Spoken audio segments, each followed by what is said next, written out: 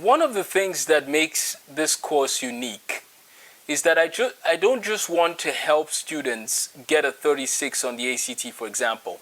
Now, again, I want my students to understand something. No matter what you score on the ACT, don't worry, I'm not going to be disappointed in you. Please remember that. I want you to recognize that your score is not what will, I'm not going to say, oh no, that's really sad. No, I'm going to encourage you to do the best that you can, do on the exam. But please recognize that whatever score you score, that should not define who you are. The ACT is just one tool that colleges use, one metric. So please keep that in perspective. And so when I use the word 36, generally what I mean is, again, we aim for the best. We study as hard as we can. But even if we don't score 36, that's okay. But we do our best to study.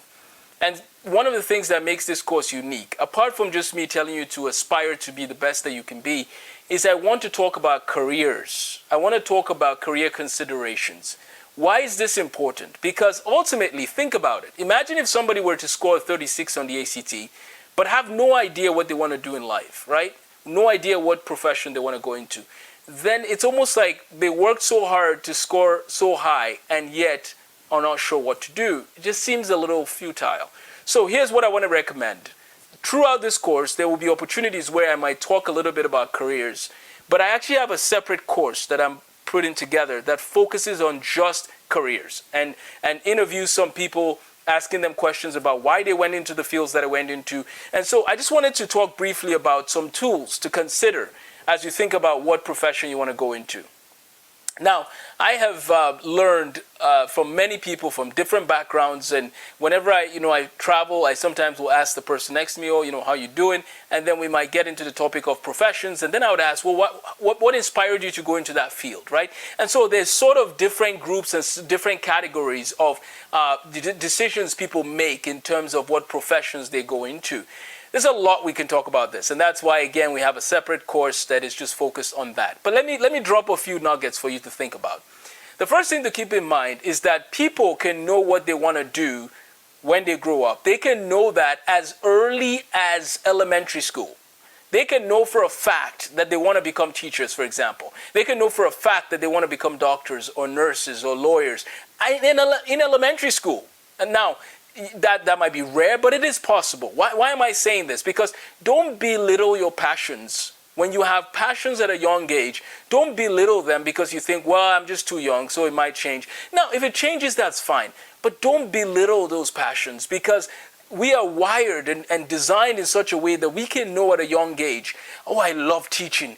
In third grade, for example, I wanted to write math books in third grade. I wanted to help people understand mathematics in third grade. Now, if you've watched my video about the instructor, you see that I do write math and math programs, and I help students with mathematics. So notice that as early as third grade, I knew what direction I wanted to move towards. Generally speaking, for myself, the professions that I bounced around with include being a medical doctor, being a teacher, being a scientist. There was a time where being a lawyer was an option, and I think it was just because I enjoyed debating with people. And so that's just, one person. Those are some fields that I bounced into here and there. Ultimately, of course, I went through elementary school, really enjoyed the sciences, and did a lot with the science club in elementary school, did a lot with the science club in high school, went on to study chemistry. So you can see that I was more geared towards that route. But my case is also unique because I do enjoy philosophy and literature and English, and so I love the sciences, but I also have a passion in history and so on. I mean, seriously, some days I'm like, maybe I should just start a college and sit in on all the classes, because I enjoy learning, right? And that's part of one of the things that you should also think about. Do you love just learning in an academic setting? Well, that might say something about what direction you should go into. So again, if we're starting from the top, let's take a step back and let's just write down what things you enjoy doing. Write down what things you're very good at. Write down the things that people have told you that you're good at, right? Write those down. Let's just make a list of everything that you really enjoy, everything that you're really good at, everything that people have told you you're good at, okay? Write down your strengths. Write down the things that you don't want to have anything to do with, right? For example, some people say, I don't want to have anything to do with blood or medicine. Okay, no problem. One down, 1 million careers to go, right? I don't know how many careers there are in the world, but I just say that as a joke that, okay, at least we've knocked out one. Now let's focus in on the others, right? Do you love working with people?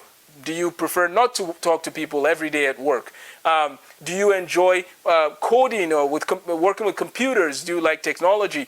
Do you like engineering? Do you like building? What field in building do you like? Do you like architecture? Do you like mechanical engineering? Do you like, civil?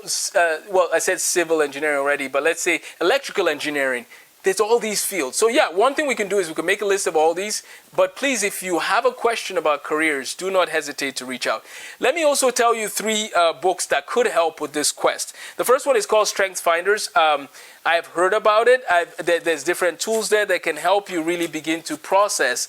That's one tool that I've seen people try to use. It's called Strengths Finders. So Strengths Finders. So that's one book tool to put out there, is you can look at that, take some of the assessments. There's other assessments too, and try those assessments, keep those things, keep thinking about it from time to time. I'm not saying you have to commit to become a neurosurgeon tomorrow, but just begin to think about it, right? So when you go to college, you have some direction. And for some people, they might go to trade school, and there's nothing wrong with that. Maybe you want to be an electrician, maybe you want to be a plumber. We need to recognize that we need all these different jobs, right? Maybe you want to go into construction. Now, remember that your job is just one aspect of your life. That's the other thing you want to keep in perspective. So you might become a plumber who loves to read, classics, who loves to study Einstein's works. That's fine. Just because you have a job in a certain field doesn't mean that you can't explore and you can't be a lifelong learner. So please keep that in perspective as well. So again, there's all these professions. Make a list of things that you enjoy and make a list of some professions that you would consider, and then make a plan to shadow someone in that field if possible, or to have a conversation with someone in that field. Maybe you want to be a doctor. Well, make sure that you have an opportunity to talk with someone about that. Take them to lunch and ask them questions, or send them an email. Maybe you want to go into, let's say, again, electrical engineering. Well, let's find someone who's in that field. And I've been blessed with the opportunity to have friends in many fields, and a lot of my friends have said that they're willing to discuss career topics with people. So if you want me to, get in touch with someone, let me know and we can do that as well. The other thing is, the other books I wanted to mention. Now, these ones are going to be a little interesting. You're going to be asking yourself, how are these going to help me figure out my career? Well, that's what I'm going to answer. The 2 books that come to mind, or there's a few other books that this author has put together, but the 2 books that come to mind are Outliers and David and Goliath. So these 2 books, Outliers and David and Goliath. Why are these books helpful? Well, let me say this. Outliers talks about the story of Bill Gates, Steve Jobs, and some of these people who went into the tech world. And you see how providence also plays a role in careers. Now, again, some people know what they want to do at a very young age. Some people don't know what they want to do, but something happens where they come in contact with something. Let me give you an example. I know of, in my work in medical physics, I know of situations where I go to a certain hospital and I'm doing their annual physics testing, which if you want to know more about medical physics, I can, make a video on that as well. But I'm talking to people and I ask them, why did you become an X-ray technologist? Which is part of, the people I see as I do my medical physics testing. And they say things like, well, I went in for an X-ray and the person who was taking care of me did a good job. And I asked them, hey, what's your job here? And they say X-ray technologist. And then that person who got the X-ray done on their hand or their legs or whatever goes home and says, I want to do what that person was doing, right? And they go with that vision to become an X-ray technologist. So notice that they had an encounter and that opened their eyes to a certain profession. The same thing goes for MRI technologists and CT technologists and so on. So we can also figure out our careers by encounters. So we can figure it out by just a passion and a zeal at a young age or at some point in our lives. We can also figure it out by encounters. We can figure it out by a need in society. Right? There is a need for nurses, for example. I'm just giving an example. There are some places that need nurses, full-time nurses, or they need CT technologists. And so you say to yourself, wait, there's a need. I'm ready to go to college. Maybe I should go to college for that so that when I graduate, I can go into that field. There are some fields where you will always, almost always, were guaranteed to have jobs of some kind. I've hardly met someone who is a physician who is open to living anywhere in the country say, I just can't find a job anywhere. That's very rare. Physicians generally, so those who are doctors or physician assistants and nurse practitioners, there's almost always opportunities in healthcare. Well, part of that is because people are living longer. So that's something to keep in mind as well. And so that is one perspective to keep in mind, is that people pick professions based on a need. There's a need and they go into a field to meet that need. So let's look at a few things we've discussed. We see people go into fields sometimes from a passion and zeal at a young age. We see sometimes people go into a field because of an encounter with somebody in that field. We see people going into fields because there's a need and they want to go and meet that need. Now, there are people who are entrepreneurs who say, I want to work for myself right away. I want to find a problem and solve it and be self-employed. Okay, that's great too. And there's books that discuss that. Now, why do I bring David and Goliath and Outliers? Why am I using those two books as a reference point? Because what Malcolm Gladwell does in these two books is he tells the stories of people. As I said, in Outliers, he's talking about people like Bill Gates, Steve Jobs, and just different people. He talks about lawyers, a law firm, I believe, as well in that one. And the idea is you begin to hear stories of people in different fields. And you begin to hear about what some of them do and how some of them were successful. And, you know, it might help you then see, you know, I think I'm interested in that field that he talked about, right? And so that's what Outliers discusses for the most part. David and Goliath discusses the story of, you know, how do underdogs make it? How do they succeed? And so David and Goliath focuses more in that aspect of conversation. How can you overcome in your circumstance, especially if you're disadvantaged or if you feel like you don't have the tools to succeed? He tells the story of, for example, someone who had dyslexia and ended up becoming one of the top attorneys in the country and what he did to overcome the challenges he faced with dyslexia. He talks about someone else who didn't have a job or was struggling and how that person took up the skill of just learning quickly to be able to then learn what he needed to pass a job interview to make it into, to eventually become the CEO of the company. Now, that story was a little interesting and weird. There's a part of it that, of course, we don't recommend because of how the approach that person used. But you'll see what I mean if you read the book. He talks about stories of like a guy who grew up with a very difficult childhood. And very difficult childhood. I mean, just a bad situation with his mom. I believe she was a single mom. A very bad situation there. Bad situation with all the guys that came to their house.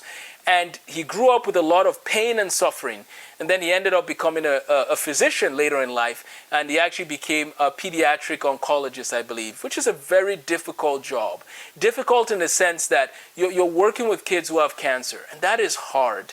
And I mean, there's many hard jobs, don't get me wrong. What I'm trying to say is his difficulty or the difficulty he faced growing up helped him so that when he moved on in life to become a physician, he had some extra strength to pull from because he had suffered a lot growing up himself. So I just wanted to keep those sort of stories in perspective. Again, you're seeing different people in different professions, how they got into those professions, how they excelled in those professions. And so in my ACT course, I don't just want to help students get the highest score possible.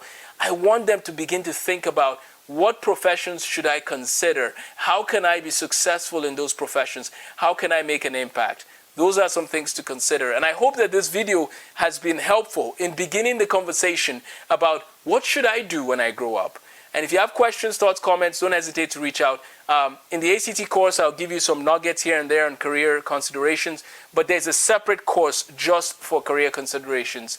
If you want to take that course by itself, let me know, where we will dive into several different majors, several different fields, and discuss with different people about why they chose what they wanted to do and how you can make a good decision on yours as well, as far as your path in majors and so on. I hope this was helpful. This is just the beginning of a conversation. Thank you for listening and look forward to seeing you in the next video.